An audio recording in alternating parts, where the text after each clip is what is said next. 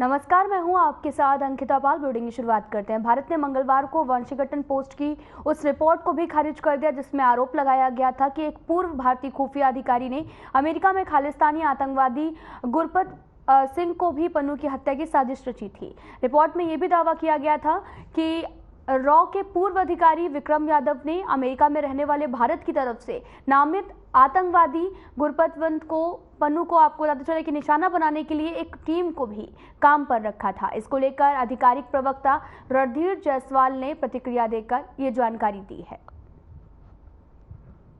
आपको बताते चले कि भारत का इल्जाम बेबुनियाद हुआ है, जहां पर आधिकारिक प्रवक्ता ने यह जानकारी दी कि वाशिंगटन पोस्ट का जो दावा है वो गलत है।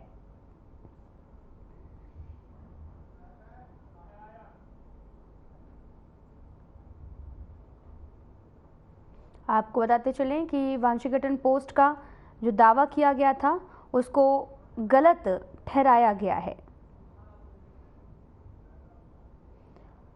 आधिकारिक प्रवक्ता ने यह जानकारी भी दी है और इस मामले की बात भी की गई है। दरअसल आपको बताते चलें कि अमेरिका खबर द वाशिंगटन पोस्ट की एक खबर में सिख अलगाववादी गुरपतवंत सिंह पन्नू की कथित हत्या की साजिश में एक भारतीय अधिकारी का नाम लिए जाने से एक दिन बाद में मंगलवार को भारत ने यह भी खबर कही कि खबर में गंभीर मामले में अवांछित और निराधार आरोप भी लगाए गए।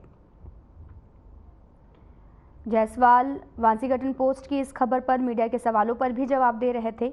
उन्होंने कहा कि इस पर काल्पनिक और गैर जिम्मेदाराना टिप्पणी की जरूरत नहीं है। पिछले साल नवंबर में अमेरिकी संधि अभियोजकों ने भारतीय नागरिक निखिल गुप्ता पर अमेरिका में सिख अलगाववादी पन्नू की हत्या के नाकाम साजिश में भारत सरकार के एक अधिकारी के साथ में मिलकर काम करने का आरोप लगाया गया था।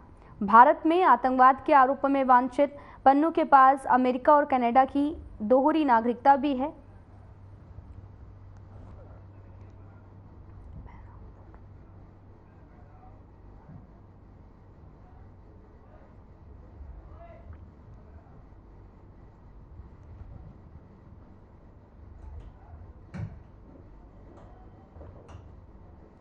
आपको बताते चलें कि भारत पर इल्ज़ाम जो हैं वो बेबुनियाद लगाए गए हैं।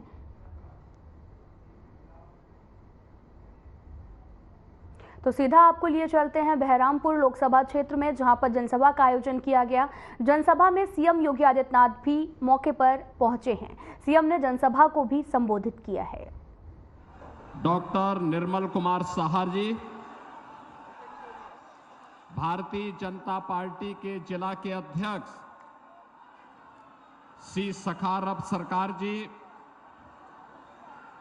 जिला महामंत्री श्री शंकर तरफदार जी, जिला महामंत्री महिला प्रकोष्ठ श्रीमती अनामिका घोष जी, जिला उपाध्यक्ष श्री रोहित जैन जी, जिला उपाध्यक्ष श्री सपन घोष जी, राज्य कमेटी के मेंबर अमिताभ रे जी, मंडल अध्यक्ष गोलोक बिहारी घोष जी, लोकसभा प्रभारी श्रीमती गार्गी दास घोष जी और भारी संख्या में आए हुए बहरामपुर के इस लोकसभा सीट में मेरे सभी उपस्थित बहनों और भाइयों, मैं सबसे पहले संस्कृति, सभ्यता और संस्कार की पुण्य भूमि बंगाल की इस पावन धरा को कोटि कोटि नमन करता हूं। बहनों और भाइयों, भारतीय स्वतंत्रता संग्राम की क्रांति भूमि बहरामपुर को और यहां के उन महान क्रांतिकारियों को जिन्होंने भारत की स्वाधीनता के लिए अपना सर्वस्व न्यौछावर किया था, उन सभी को मैं कोटि कोटि नमन करते हुए भारत माता के आप सभी बहादुर जवानों को बहनों और भाइयों का मैं हृदय से अभिनंदन करता हूं। बहनों और भाइयों, भारत की आर्कियोलॉजिकल सर्वे ऑफ इंडिया के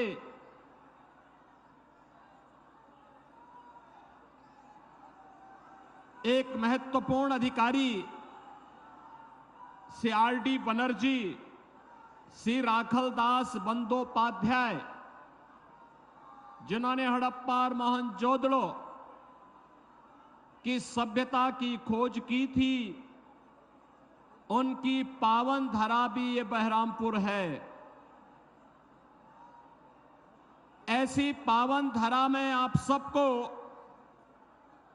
जुड़ने, जन्म लेने, भारत के इस राष्ट्रवादी मिशन का हिस्सा बनने का अवसर प्राप्त हुआ है। यह आप सबका सौभाग्य है। बहनों और भाइयों, जो बंगाल भारत की सभ्यता और संस्कृति को एक नई दिशा देता था, जिस बंगाल ने भारत के संस्कारों को आगे बढ़ाने में महती भूमिका का निर्वहन किया था, आज वो बंगाल जिसने कभी भारत को नवजागरण का मार्ग दिखाया था, बहनों और भाइयों, वह बंगाल आज लहूलुहान क्यों है, दिशाहीन क्यों है?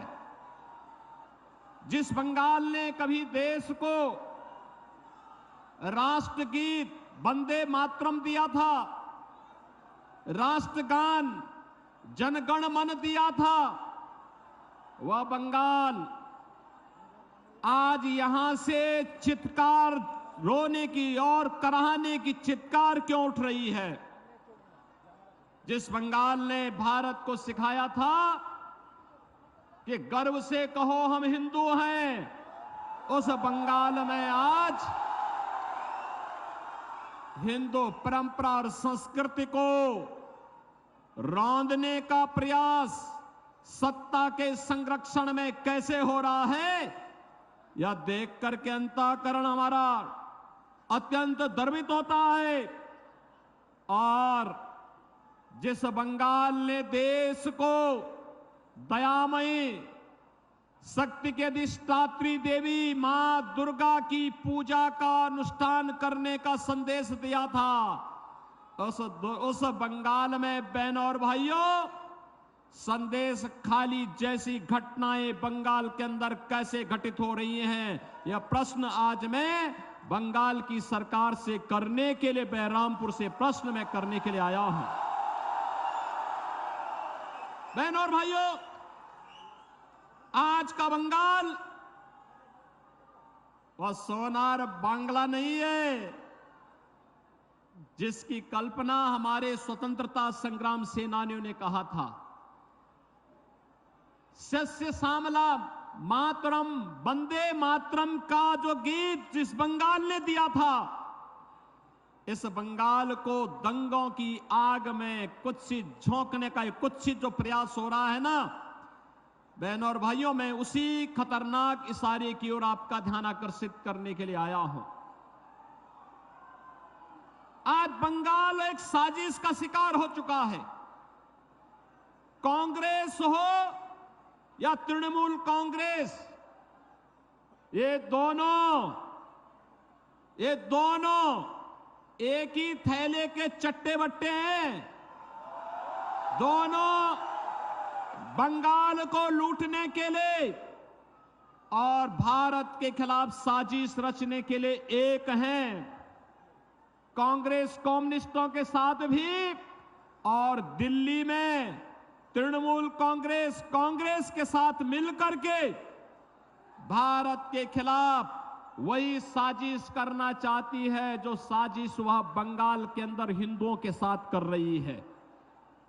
और बहनों और भाइयों, मैं इसीलिए आपसे कहने के लिए आया हूं, जो बंगाल आज लहूलुहान है, जो बंगाल आज विकास से दूर हटता जा रहा है, जो बंगाल आज बुनियादी सुविधाओं के लिए तरस रहा है, बहन और भाइयों, आज से 7 वर्ष पहले उत्तर प्रदेश की भी यही स्थिति थी।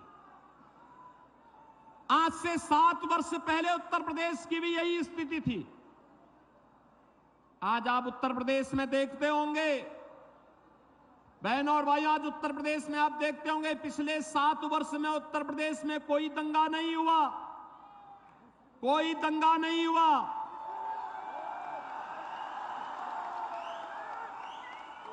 उत्तर प्रदेश में कोई कर्फ्यू नहीं लगा। आज उत्तर प्रदेश में बेटी और व्यापारी दोनों सुरक्षित है। कोई रंगदारी नहीं वसूल सकता, कोई दंगा नहीं कर सकता, कोई अराजकता नहीं फैला सकता। राह चलते हुए राहगीर से और किसी गरीब की संपत्ति पर कोई, किसी व्यापारी के व्यापार पर कोई अनावश्यक किसी भी प्रकार का हस्तक्षेप नहीं कर सकता। और बहनों और भाइयों, सरकार की योजना का लाभ हर गरीब को, हर किसान को, हर नौजवान को, हर महिला को बराबर यूपी के अंदर मिल रहा है। लेकिन बंगाल उससे वंचित क्यों हो गया? बहनों और भाइयों, ये बंगाल हमारा, जो भारत को राष्ट्रगान और राष्ट्रगीत देता है, जो बंगाल कभी भारत को संदेश दिया था, स्वामी विवेकानंद ने दुनिया के मंच पर चढ़ करके कहा था, गर्व से कहो हम हिंदू हैं, वह बंगाल आज हिंदू विहीन करने की साजिश का शिकार कैसे हो रहा है। और बहनों और भाइयों, मैं यही कहने के लिए आया हूं, ये कांग्रेस हो या तृणमूल कांग्रेस, ये साजिश के तहत 2 प्रकार की साजिश बंगाल के लिए कर रहा है। एक, आपकी डेमोग्राफी को कम करने की एक कुत्सित चेष्टा इनके द्वारा की जा रही है। घुसपैठियों को बंगाल के अंदर घुसा करके एक सुनियोजित साजिश के तहत आपकी संख्या को कम करने का प्रयास हो रहा है। और दूसरा, दिल्ली में जो कांग्रेस और तृणमूल कांग्रेस का गठबंधन है, ये दोनों मिलकर के साजिश करना चाहते हैं। माफिया और अपराधियों को यहां के सत्ता का संरक्षण बना करके दिल्ली से जो मोदी जी भेजते हैं, वे सभी सब जितनी भी सुविधाएं हैं, उन सुविधाओं पर ये लोग डकैती डालने का काम भी करते हैं। और इसीलिए मुझे दुख इस बात का होता है कि बहनों और भाइयों, आज उत्तर प्रदेश दंगा विहीन है, कर्फ्यू विहीन है, योजनाओं का लाभ गरीबों को मिल रहा है। तो ये इसलिए हो पा रहा है क्योंकि प्रधानमंत्री मोदी जी का नेतृत्व और उनका मार्गदर्शन उत्तर प्रदेश को प्राप्त हो रहा है। और बंगाल में मोदी जी कोई काम भेजते हैं, कोई योजना भेजते हैं, तृणमूल कांग्रेस उसको यहां लागू ही नहीं होने देती। जैसे आप मुझे बताओ, 15वीं सदी में बंगाल ने, महान कवि ने बांग्ला रामायण लिखी थी। राम यहां के रग रग में रसे हैं, बसे हैं। राम के बगैर भारतीय जीवन पद्धति में कोई कार्य नहीं हो सकता। हम जीते हैं, उठते हैं, राम का नाम लेते हैं, सोते हैं, राम का नाम लेते हैं। और बहनों और भाइयों, कोई भी हमारे यहां मांगलिक कार्यक्रम होता है तो अखंड रामायण का पाठ करते हैं, और अंतिम यात्रा निकलती है तो राम नाम सत्य है कह करके निकलती है। बहनों और भाइयों, मैं पूछना चाहता हूं,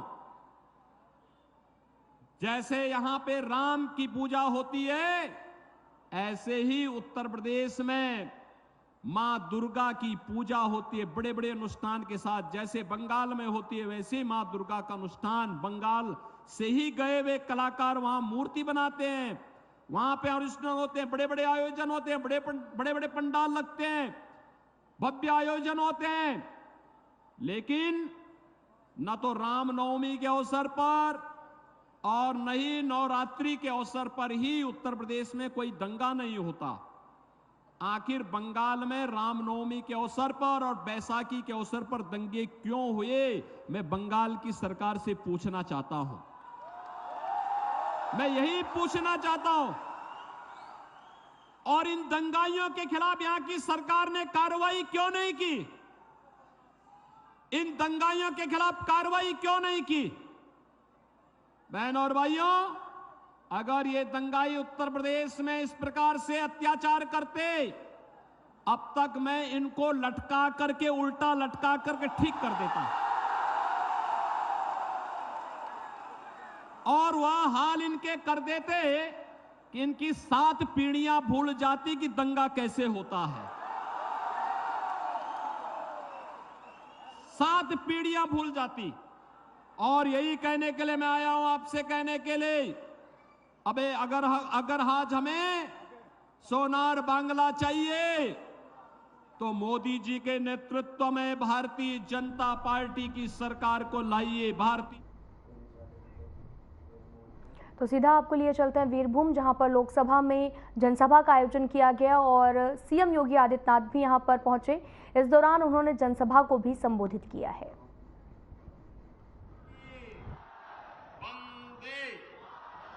वंदे वंदे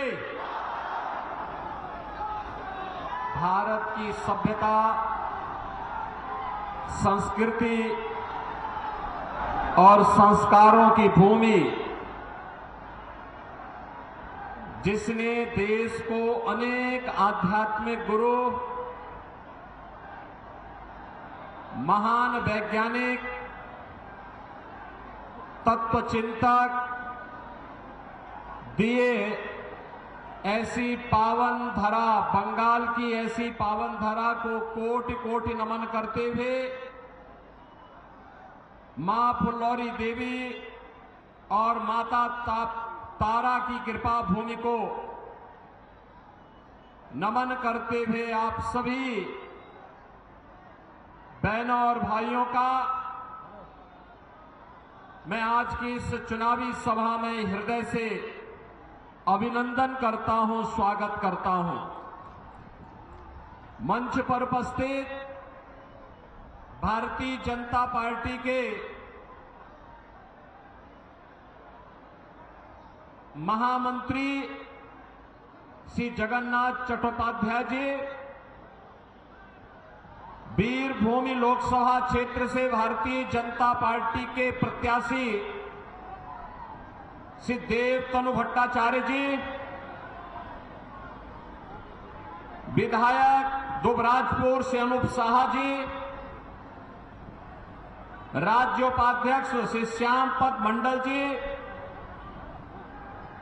पूर्व जिलाध्यक्ष निर्मल चंद मंडल जी, पूर्व जिलाध्यक्ष श्री रामकृष्ण राय जी,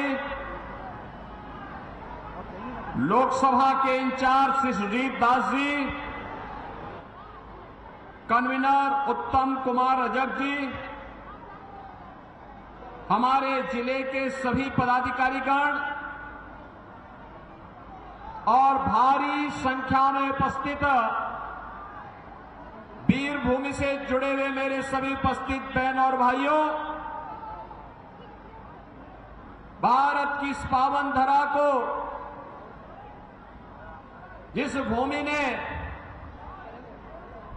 देश के अनेक आध्यात्मिक गुरुओं को जन्म दिया है, तत्वचिंतक और वैज्ञानिकों को जन्म दिया है, महान साहित्यकारों और क्रांतिकारियों की जन्मभूमि को कोटि कोटि नमन करते हुए आप सभी का मैं हृदय से अभिनंदन करता हूं, स्वागत करता हूं। बहनों और भाइयों, आज जब हम बंगाल में आते हैं तो मुझे देख करके अफसोस होता है। जिन महान क्रांतिकारियों ने भारत की आजादी के लिए बंगाल से संघनाद किया था, उनकी आत्मा दुखित होती होगी कि जिस सोनार बांग्ला की कल्पना की थी, कांग्रेस, कम्युनिस्ट और तृणमूल कांग्रेस ने उस बंगाल को कैसे लहूलुहान कर दिया है। मुझे आश्चर्य होता है, जो बंगाल भारत की संस्कृति, भारत की सभ्यता और भारत के संस्कार की भूमि थी, आज जो बंगाल लहूलुहान है,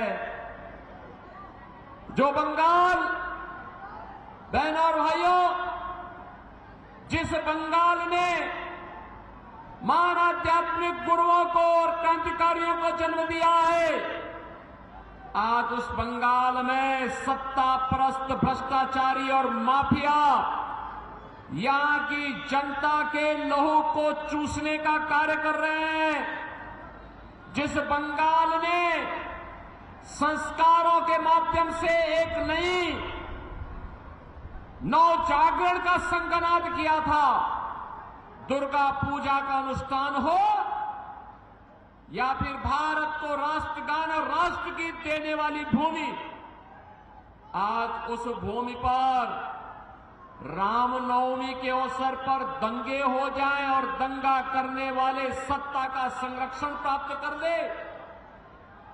जिस धरती ने जगत जननी मां भगवती दुर्गा के अनुष्ठान का संदेश दिया हो, उस धरती में संदेश खाली की घटनाएं घटित होकर के अपराधियों को सत्ता के द्वारा, राज्य की सत्ता के द्वारा खुलेआम बेशर्मी के साथ उन्हें प्रश्रय दिया जा रहा हो, यह देख करके मन दुखित होता है।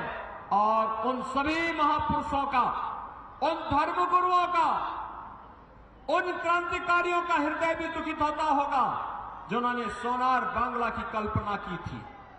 बहनों और भाइयों, आज जब 2024 के इस लोकसभा चुनाव के चौथे चरण के लिए संघनाद करने के लिए मुझे वीरभूमि में आने का अवसर प्राप्त हुआ है, तब मैं पूछना चाहता हूं यहां की तृणमूल कांग्रेस को और इंडी गठबंधन के साथ दिल्ली में सहयोग करने वाले, कांग्रेस के सहयोग करने वाले कम्युनिस्ट और तृणमूल कांग्रेस से मैं पूछना चाहता हूं, भारत के विभाजन का आधार क्या था?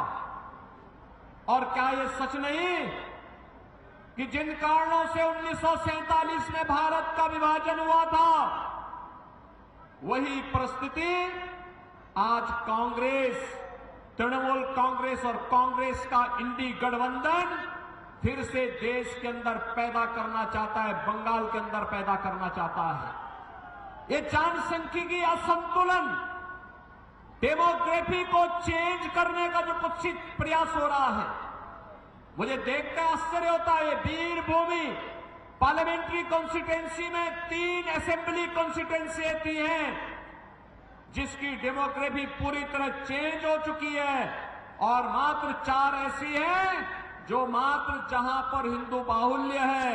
बहनों और भाइयों, हम कहां ले जाना चाहते हैं इस बंगाल को?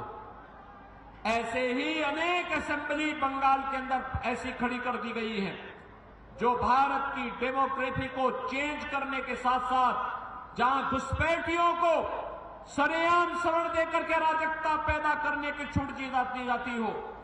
और ये साजिश 2024 के कांग्रेस और इंडी गठबंधन के मैनिफेस्टो में भी देखने को मिलता है। बहनों और भाइयों, यहां पर केंद्र की भारतीय जनता पार्टी की सरकार के द्वारा जो भी सहायता भेजी जाती है, वह सहायता यहां की जनता जनार्दन को नहीं मिलता है। उस सहायता को तृणमूल कांग्रेस, उस सहायता को अपने स्वयं के गुंडों में बांटने का काम कर देती है। फिलहाल इस वीडियो में इतना ही। नमस्कार।